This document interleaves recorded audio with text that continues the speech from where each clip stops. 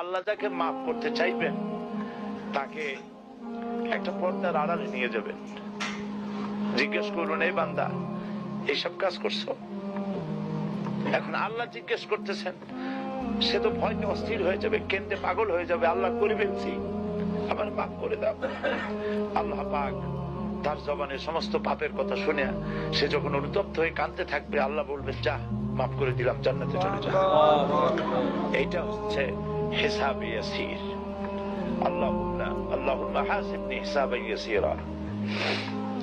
কাবা শরীফ মানুষ যখন তাওয়াফ করে, এই তাওয়াফের ষষ্ঠ তাওয়াফে একটা দোয়া আছে।